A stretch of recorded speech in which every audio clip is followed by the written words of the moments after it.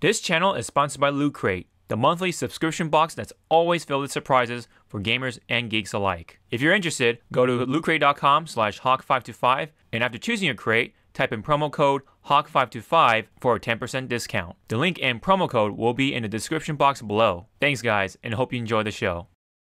What's up everyone, Sean here, and today I wanted to take a more traditional route to review this versus Capcom title because I really wanted to sit down and talk about this game in depth. This was one of my most anticipated games of 2017. Did the game live up to my expectations? Was it worth the wait?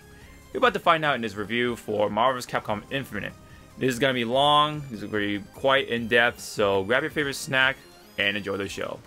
Marvel vs. Capcom Infinite is a fighting game series that features a crossover between the two iconic franchises, pitting comic book superheroes and villains against video game characters. Who would have thought that these two franchises would ever be in a fighting game, more or less a video game in general? The first game of its lineup was Marvel vs. Capcom Clash of Superheroes from 1998, although it wasn't the first of its kind, within Capcom anyway.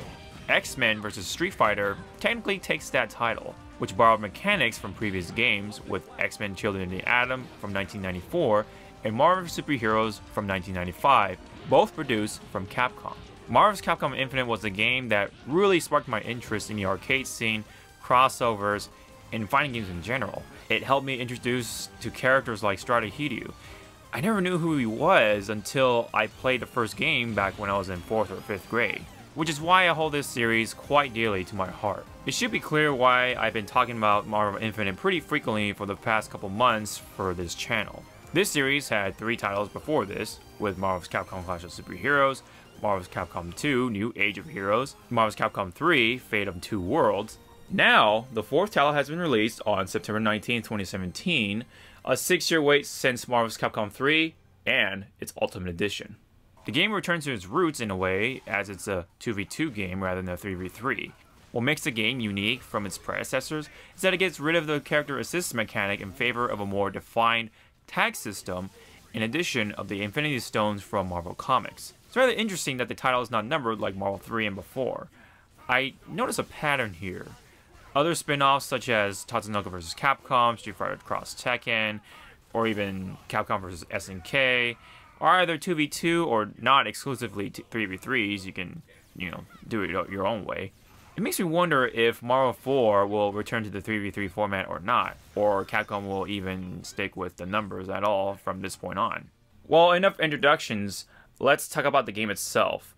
It's been just over a week, just about, more or less. I played it on many nights for most modes, so here's what I have to say finally.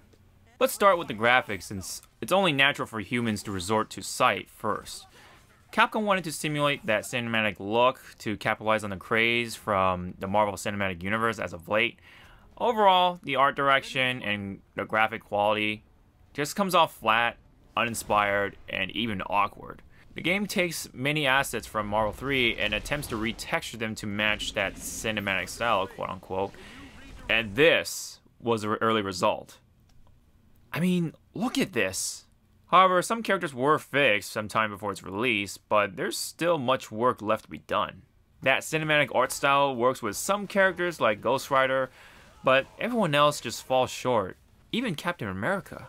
Also, pay attention to the character models and hand gestures in the story mode. You'll start to see something quite off here. Iron Man looks pretty good, but not without his mask. It just looks a bit cartoony, and it's inconsistent with the cinematic look that they're trying to do in the first place. Imagine Robert Downey Jr.'s face perfectly replicated, then set him with the rest of the cast.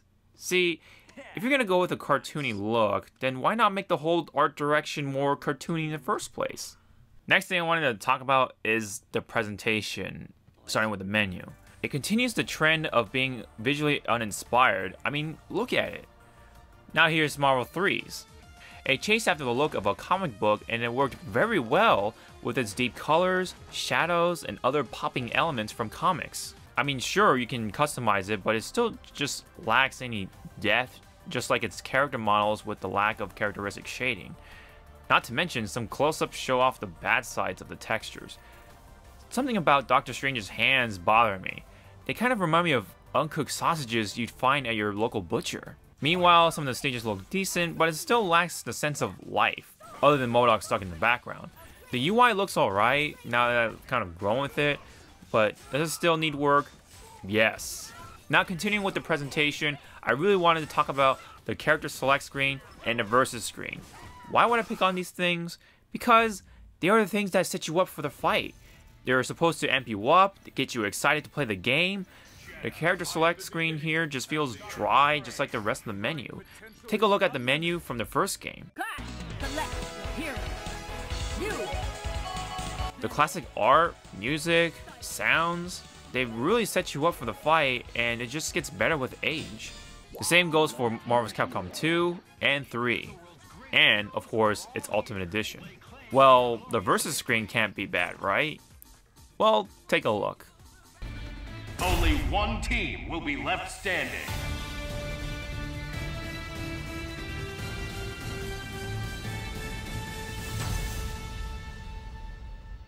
Was that all? It was just the same exact screen, but with that interesting versus logo that remotely reminds me of the Thor Ragnarok logo, which is neat. You know, if this game's art direction was 80s themed, you know how awesome that would be, potentially? But back on the topic, take a look at the versus screens from previous games.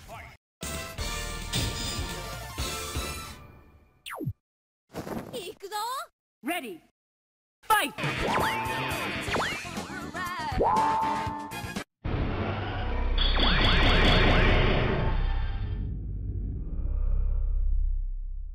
Metro City. There can be only one winner.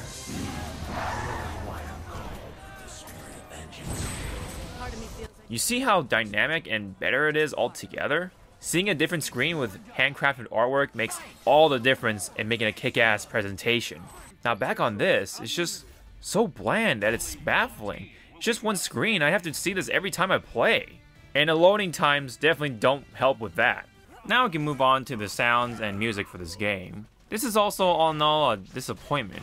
First, the music is nothing everlasting, although there are some rough diamonds in the rough. You'll know why I said it that way. Like the themes from the Capcom side, some of them remind me of club music, but I'll give it a pass. It's more or less remixes of the classic Capcom theme. However, the Marvel side is all orchestrated, but lacking a melodic identity, so you'll never be able to know whose theme is who right away. It all just kind of blends in because the music is like from the Marvel movies. Meanwhile, the sound effects are just okay, but nothing memorable. A huge disappointment in the sound department was the voice acting overall. It just doesn't live up to the voices I've heard from previous Marvel games, including Marvel 3. It was comical, over the top, but fun to listen to. But here, it just lacks the same energy, enthusiasm, like something went wrong with the voice direction. There are a number of characters I can list off with subpar voices, but the one I really want to talk about was Morgan's. It's just a mess. I sense such desire in you. A fire. Ah, you speak of the Stone of Souls. I've seen it in Lord Jeddah's possession. Are you supposed to be Irish? Or American English? Or just British English? I don't even... Now, other characters do fine with the voices, but there is one character that stood out to me in good light, and that's Jeddah. Jeddah overall gave the best performance not only in battle, but also in story mode for me. You will endure the suffering of everyone. Endure it. I will savor it. With that said, there's no option for Japanese voices at all for the Capcom characters. So this title is the first for Capcom characters to speak only in English, which is kind of strange. There's no clear reason why this was even decided. Voice acting is what I look forward to in fighting games, and this game just fell short. Now, I gotta talk about the story mode. This vs. Capcom game is the first to feature a full-length cinematic story. Thanks to the trailer, I had low expectations, but even with that, it was still pretty bad. It was just a hot mess that had poor pacing, and the interactions and situations just felt pretty forced, and the dialogue just felt subpar. It was nice that it came out on release on like Street Fighter V, however, in my opinion, it was better that it never happened. You're better off reading someone else's fanfiction because that's more likely to be coherent than this. There are a couple cool moments like the fight with Ryu and Hawke versus the big dragon from Monster Hunter, and the after credits scene. So if you're really curious about the story mode, I would say give it a shot, but you're probably done after its first viewing. I actually liked the final boss in the story mode because of how crazy it looked, and it reminded me of the classic days of gaming. And it kind of broke that cinematic barrier for me, which is nice. They also make a cheap attempt of making Mega Man fans feel good by making X the chosen one. But otherwise, it's the worst mode in this game with its subpar storytelling, the pacing, dialogue, and character models. That's where you see the visual awkwardness of the character models. And this is probably the worst fighting game story I've ever experienced in 2017. Although at least you can unlock a couple more stages, but that's about it. I also have to mention that arcade mode is lazy, just like the rest of the visual presentation. You don't even get the traditional endings like you would in other fighting games. Disappointing as someone who really appreciates more artwork. The biggest complaint from most people is the roster, with the game launching with 30 characters and all. At least the roster offers fairly diverse characters. However, many exciting characters from previous games, including the X-Men characters Dr. Doom, Wesker, Deadpool, are missing as of right now. While X and Jetta were great choices and very exciting, there are so many Capcom characters that deserve to be in this game, and they're missing. So we got characters like Firebrand. Why not represent Street Fighter V with Rashid or any new characters? Capcom's been promoting that game for more than a year now, and I felt like this was a really big missed opportunity. Many questionable things were done with this roster, and that's why this is considered the weakest aspect of the game, in my opinion. I know a number of people who don't want the game just based off of the initial roster. As much bad as I talk about this game, there are some good things that I must point out. The best thing that comes from MVCI is the core gameplay. As said before, it returns to the 2v2 format over 3v3.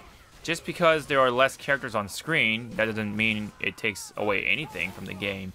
It just changes the meta around. With no assists from your teammates, it essentially enforces more fighting on all characters. You don't have to worry about choosing your characters for their assists, but rather look for characters that not only fit your team synergy, but look for, combo potential and so on. The only assists, quote unquote, in this game are the Infinity Stones in a way. The Infinity Storms, which is the comeback mechanic of this game, as crazy it can get depending on your skill level, is overall nothing breaking the game. So I say the stones are a great addition to the game. It's kind of reminiscent of the assist system from Marvel's Capcom 1, although it's normally random unless you know the right button combinations to get the assists you want. The redefined tag system allows you to tag in characters at any time now, and it really changes up the game a lot. Because all characters are fighting, there are moments of complete, utter chaos, especially when the stones come into play, and that's something you get excited about. The end result for me is that it's a blast to play.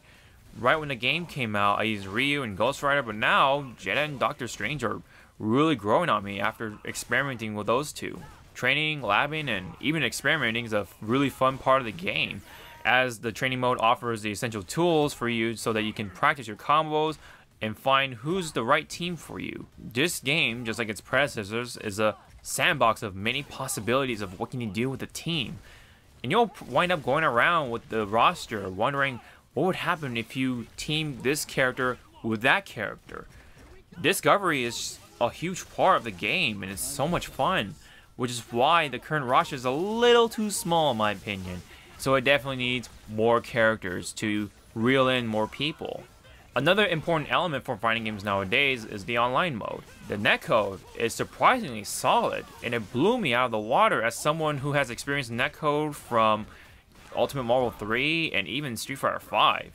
Apparently, it's actually the same netcode for Street Fighter V, but it's fine-tuned for this game's fast-paced action. As a result, it's probably the best netcode straight from Capcom. With that, playing with friends from across the states and even Hawaii is a fun experience, even with some hiccups here and there. What I also love about this online experience is its lobby. Not only can you have a King of the Hill style game going on, but there are 4 rooms open to you and your friends or fellow gamers, meaning that you can play multiple fights at the same time, just like in Skullgirls and Guilty Gear Xrd. Not only you can fight each other, but you can also train together with this online train feature. This was straight from something I wish for games like Tekken 7.